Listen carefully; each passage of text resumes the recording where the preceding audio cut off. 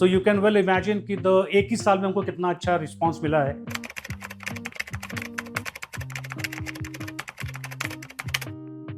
जैसे last year हम लोगों ने जब ये प्लान किया था, कॉन्सेप्ट डेवलप किया था, 2 साल पहले से हम लोग कर रहे थे।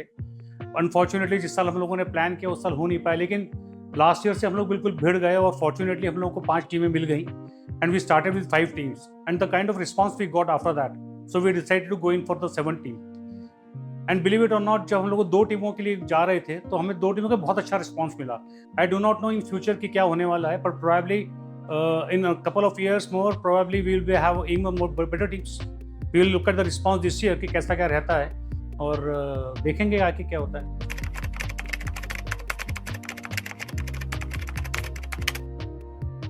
ये कंसेप्चुअल तो लास्ट ईयर ही हो गया था कि हम लोग चाह रहे थे कि वुमेन्स टीम करें, but unfortunately time was very less for the women's league. So जो ब्लूप्रिंट था हम लोगों ने लास्ट ईयर ही तैयार कर लिया था और कोशिश ये कर रहे थे कि जैसे हम लोग डेवलप करें उसको, और फॉर्चुनेटली इस बार हम लोग के पास ऐसा हो कि we had lot of time and we could get the sponsors also.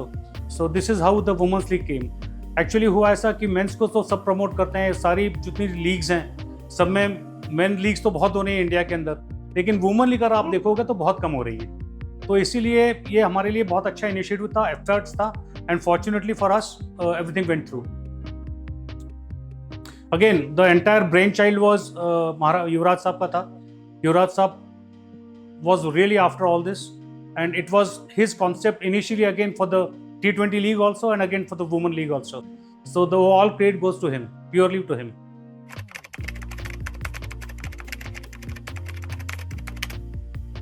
See, I don't know, I mean the way we are looking at it, and in all probabilities the league has grown over the last year only. I mean the last year हम लोगों ने जो team जिस X amount पे बेची थी, we got 3x this time.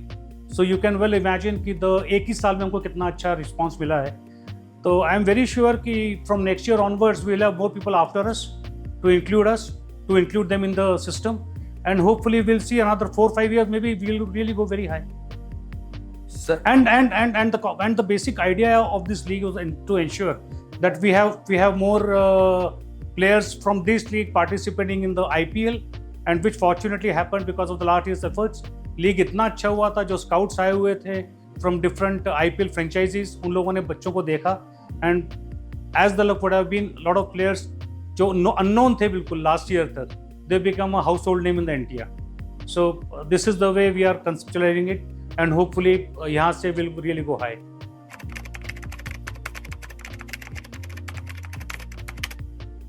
That's a very good question. In fact, probably you must have heard from युवराज साहब की लोकल टैलेंट डेवलप करने के लिए हम लोगों ने हर फ्रेंचाइजी को ये बोला था कि आप रॉ टैलेंट निकालिए, ऐसा टैलेंट जो कभी डिवीजन के मैचेस भी नहीं खेला, जो कभी मध्य प्रदेश के लिए नहीं खेला, ऐसे रॉ टैलेंट को हम लोगों ने एक प्लेटफॉर्म दिया टैलेंट हंट के नाम से, and then we organised the tournaments for all the franchises, and we have उनको बोला है हम लोगों ने कि ये 2 प्लेयर्स आप उसमें से निकालिए इस पूरे टूर्नामेंट में से, और ऐसे 2 प्लेयर्स उस रॉ टैलेंट के निकल के जिन्हें who have never played for any good cricket will be a part of the team this year. तो जैसे लास्ट ईयर हम लोगों ने 16 प्लेयर्स हैं इसमें, तो जो 2 प्लेयर्स जो एडिशनल होंगे वो रॉ टैलेंट वाले होंगे जो हम लोगों ने टैलेंट हंट करके निकाला है, and this is definitely going to help Madhya Pradesh cricket also, because whatever happens, whatever outcome of this league is, all the players are participating from Madhya Pradesh only, and eventually जो road map है आगे की cricket के लिए वो MPCA ही है,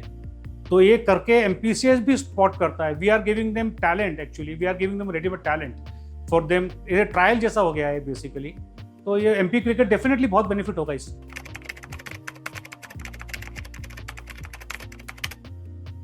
I don't know, probably you must have gone through the last year's matches and the last year's the crowd we had, you know, like probably you must have heard Mr. Mehta speaking in his speech just now that we had about 20,000 people sitting inside the stadium and we had about 20,000 people standing outside the stadium. So this is the kind of entertainment we were providing to the people of Gwalior and for the people of Madhya Pradesh.